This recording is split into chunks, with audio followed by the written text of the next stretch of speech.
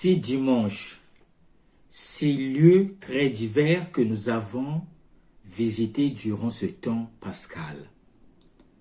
Ce 7e dimanche de Pâques de l'année liturgique A nous conduit au Cénacle. Nous rencontrons une communauté priante au Cénacle. Les 11 apôtres et quelques femmes, dont Marie. Au Cénacle, dans le contexte de la dernière scène, Jésus prie pour ses disciples et pour chacun de nous. Ce dimanche associe donc la prière des apôtres et la prière de Jésus.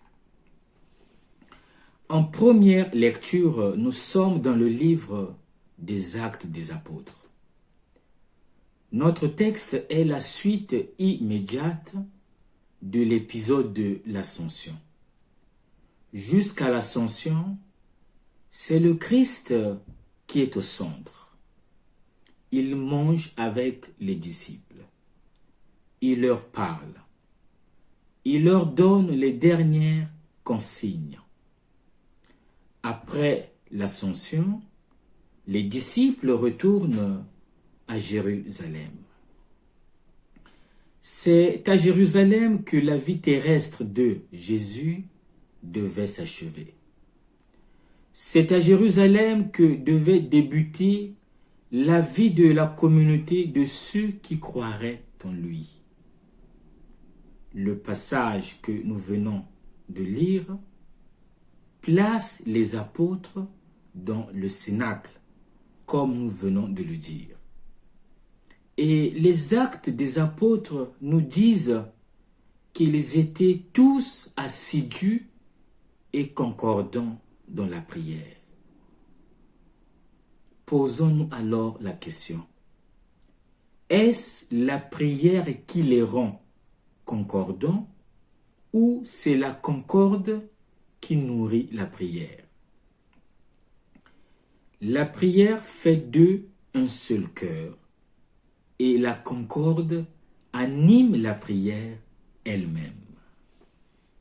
Ce sont deux choses inséparables. Ils vivent ensemble pour attendre et invoquer l'Esprit, mais ils ne vivent ensemble que dans la mesure où la foi au Christ les a unis.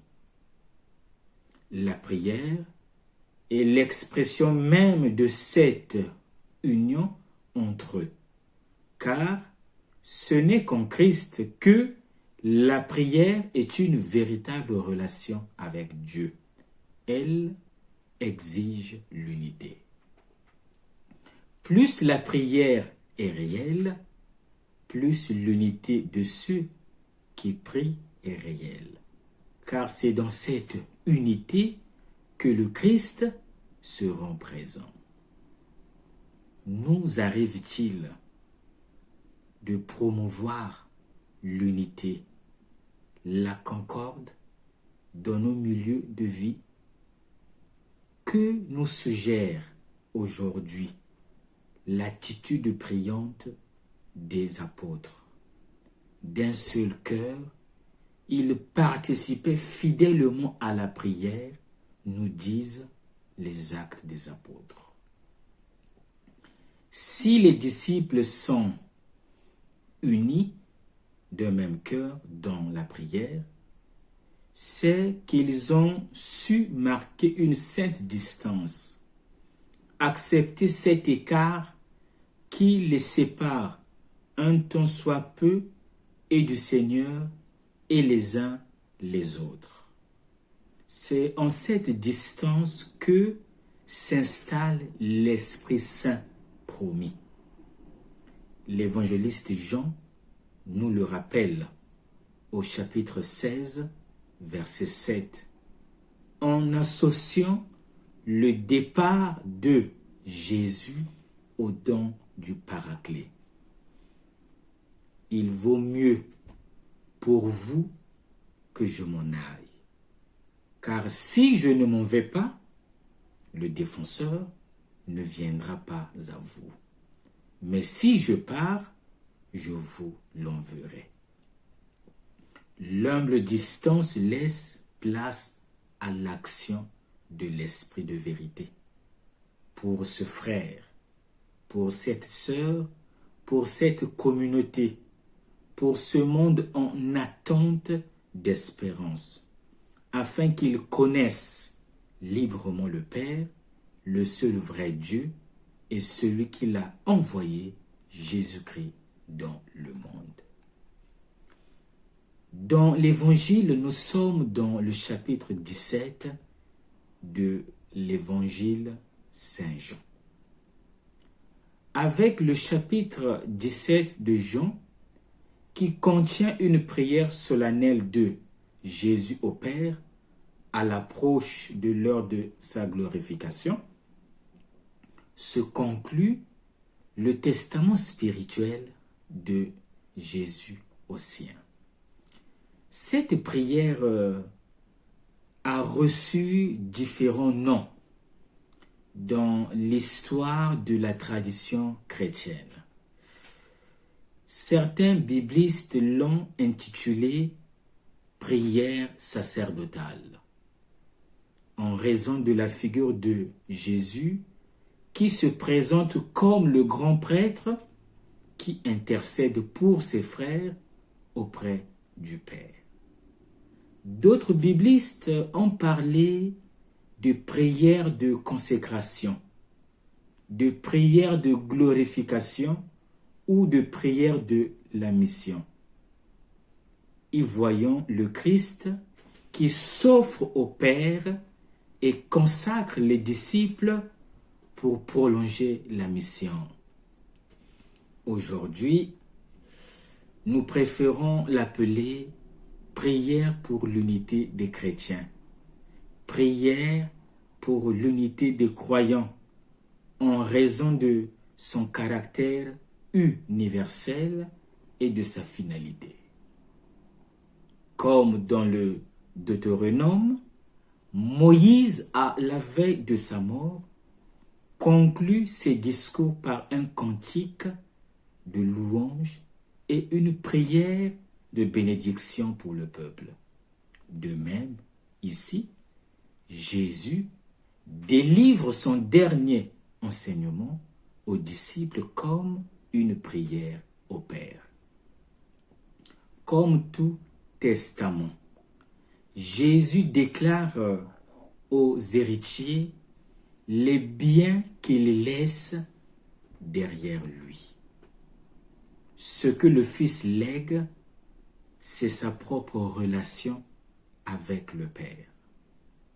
Ces paroles sont une prière. Ces paroles sont une mélodie divine. Ce que la prière demande est donné dans la prière elle-même. La glorification de Jésus a lieu maintenant, alors qu'il est en dialogue avec le Père. La glorification de Jésus ou lors de sa mort se produit dans le présent. Celui qui adhère à lui et prie en lui participe à la gloire qu'il a toujours auprès du Père. La communauté des disciples est donc invitée à placer sa sécurité non pas en elle-même, mais dans la parole du Maître, qui l'introduit dans la vocation de fils, à l'exemple de Jésus, le Fils obéissant, et dans le mystère de la vision d'un Dieu Père. Cette prière de Jésus peut être lue comme la version de Jean du Notre Père. Il s'agit d'une louange au Père, suivie de diverses demandes, dans laquelle l'évangéliste Jean développe et approfondit les données de la tradition. Dieu est invoqué comme Père et a le ciel pour demeure. Son nom est mentionné, ainsi que le don de la vie éternelle, ce qui équivaut à que ton règne vienne. L'insistance sur le verbe donner rappelle « Donne-nous aujourd'hui notre pain de ce jour ». Ensuite, on mentionne la rupture avec le monde, l'observance de la parole, l'appartenance au Fils et au Père, et l'unité dans l'amour, qui explicite le sens du don reçu et accordé. Enfin, on demande l'aide dans la tentation pour que personne ne se perde pas. C'est le verset 12, l'évangile ne le rapporte pas. Et on demande aussi la protection contre le malin. Dans la prière du Fils est présent tout frère qui, en lui et avec lui, se tourne vers le Père avec son propre amour. Quel est l'enseignement à retenir aujourd'hui? La prière réalise et manifeste l'unité. Nous arrive-t-il de réaliser et de manifester l'unité dans nos milieux de vie? Malheureusement, le monde a refusé de recevoir le Christ. Les chrétiens restent l'unique chance de salut. Eux restent dans le monde avec la mission de faire connaître le seul et vrai envoyé du Père, Jésus-Christ.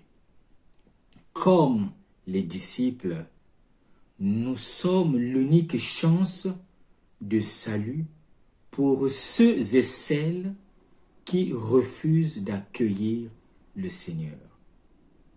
Aujourd'hui, Jésus nous charge de continuer son œuvre de salut, de révéler son nom dans le monde. Il nous laisse le soin de prier pour le monde. C'est l'héritage qu'il nous laisse. Sommes-nous conscients de la mission que nous recevons du Seigneur? Quel rapport entretenons-nous avec Jésus? Notre rapport est-il fécond ou est-il superficiel?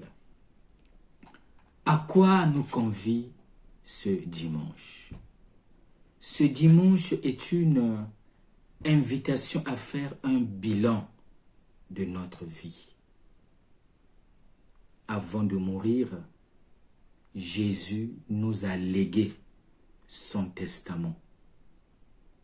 Jésus nous a laissé un grand héritage, celui de la prière, celui de maintenir une relation profonde avec le Père. À notre mort, quel héritage laisserons-nous, léguerons-nous aux autres? Il y a donc lieu de s'interroger sur notre vie et sur notre rapport avec le Seigneur. Que nous reste-t-il à faire? Il ne nous reste plus qu'à conjuguer aujourd'hui le verbe prier.